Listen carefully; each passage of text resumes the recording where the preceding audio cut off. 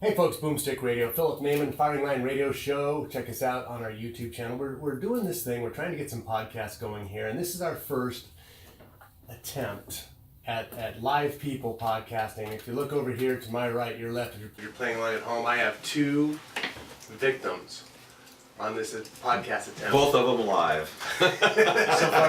So far. Honest officer, they look good when they left here. I don't know what happened. If you're looking on camera, the gentleman in the blue jacket, that's Sean Flynn. To your right, that's Sniff, Riverside County Sheriff. Sean is running for the 31st Congressional District. He needs to be our congressman.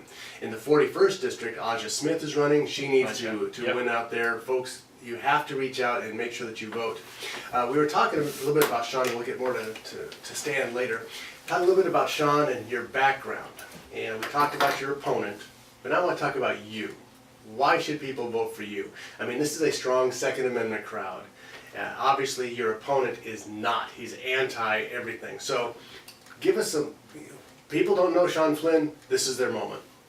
Okay, well, thank you. So, with respect to the Second Amendment, I'm a constitutional carry guy. I take the Constitution very seriously. And the Second Amendment is there for a very good reason, as were all the 10 amendments in the Bill of Rights, which was it didn't look like the original document they were going to vote on would sufficiently protect people from the government. And so to me, the Second Amendment is a bulwark of freedom. In addition to that, people should have the right for firearms for hunting, for self-defense, and all these other things. But at the end of the day, for me, it is a backstop against a tyrannical government. And, does that mean there might be some problems associated with that? Yeah, I'm an economist. We deal in trade-offs. We deal in reality, right? And so I'm willing to say, yeah, I'm willing to take certain problems, and the sheriff is here to tamp down those problems and make sure that they don't get out of control.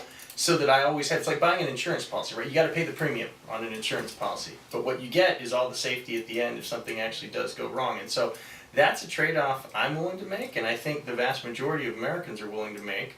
And so my opponent doesn't believe in that because he's a person who believes the government, if controlled by progressives like him, will always do the right thing for people and bring social justice and wave a little magic wand. But that's not how the world works. It will always do the right thing for him. Mm-hmm. Well, right? That's the way that works. And they have a model for that. It's called Venezuela. Where they banned guns in 2011. Private ownership. Banned. Yeah. And it had already gotten fairly totalitarian by that point, but they could not have gone full oppression like they have in the last 7 or 8 years without first taking all the guns away. I think that's a proper term for that. It's full oppression. It's communism in action is full oppression, and that's exactly what we're seeing. There's 12 or 30 million people down there suffering like crazy. I think the average one lost 30 pounds a year. So maybe that would help with our single payer health care if Americans all lost 30 pounds a year because there's no food. I don't know. Maybe that's how they plan on paying for it. What do you think? I think we're here from the government here to help you. Yeah, the scariest words you've ever heard, right? Well, an incident historically that Dusty Rigsby likes to bring up, right? He's a big Second Amendment guy. He's the mayor of Loma Linda. Is that when the Nazis took over France in World War II, right? It was 1940. They went to all the local gun registries because the French government had them, and they went and confiscated people's guns immediately, and they knew where to look because those registries were public documents. They just go down to the town hall, and if people didn't turn over the guns that were listed, they were immediately shot. Yeah, it's a wonderful thing. And so let's take that. That's France in World War II with the disarmament. What about England? Now, in 1925, after the Great War, the war to end all wars, since they'll never have war again, they pretty much gave up all of their firearms. They gave up all their rights. This is the country that demanded all free men learn how to shoot a longbow. The Magna Carta. Everybody had the right to keep and bear arms. But then the progressives got in there in 1925 and they gave up all their firearms. So then what happened in 1939? Stan, you know this history on this one? Yep. What happened in 1939? Yep, they seized all of them in Nazi Germany as well. Yeah. So then when England had to go to war, they had to borrow guns from us? Yes. We had private citizens shipping. I saw a great article in the NRA magazine about that. Private citizens shipping their firearms with boxes of ammo to England. Of all different calibers and types. It was just a giveaway to help them defend their homeland. Because disarming yourself is a really good idea. You have a background in martial arts. Yes. Okay. It's been a while since I did it any seriously. Be nice. Me too.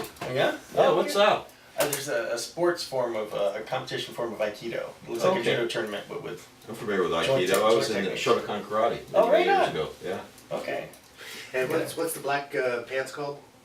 Hakama, but we don't wear 'em. Judo and Hakama. How's that? Too easy to trip on. Karate is called gis. Geese, yeah, we use geese. That's right. Jiu-jitsu too. Angry white pajamas. Defense. And so you understand that.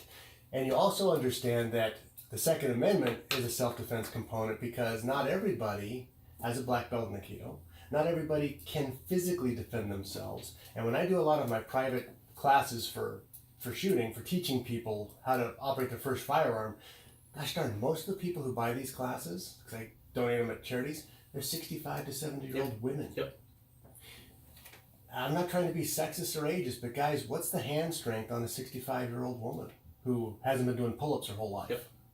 It's not there. Yep. How could they physically defend themselves against an attacker who's 22 years old and on meth? Well, that's why the Peacemaker was kind of viewed as the great equalizer.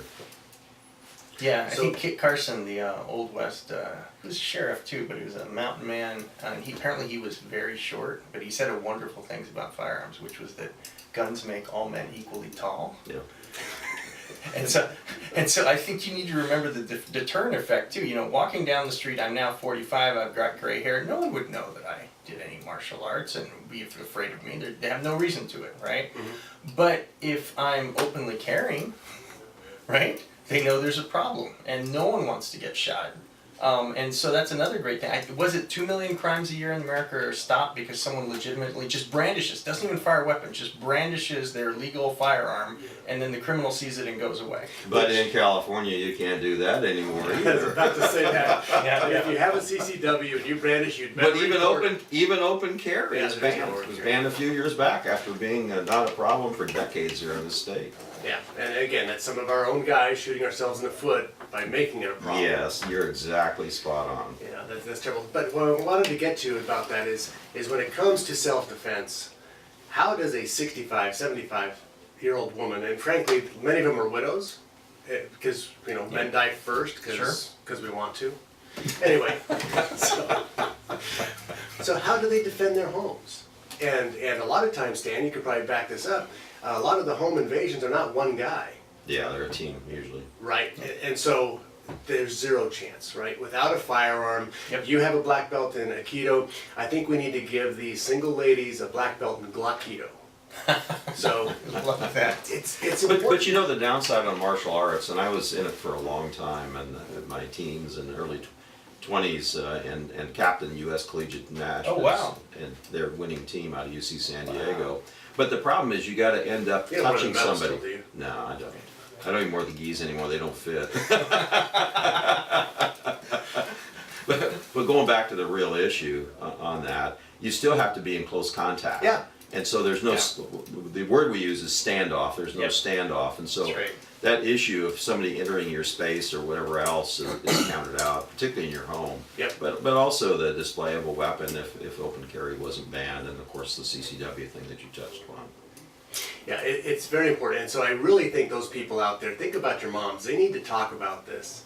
Your mom should be armed for recreation or protection, or shame on you. Right, if she chose to, and that's the other part that always goes along with this, the corollary of responsible carry and practicing with it and understanding. Otherwise, it becomes an accident to the holder of a weapon. And of course, we always talk practice. You know, you should never own anything you can't use. And get extra training for that and keep that training current. Exactly. Yeah. It's all common sense, folks. Yep. Self-defense is common sense. Put the bad guys in the prison or a wood chipper.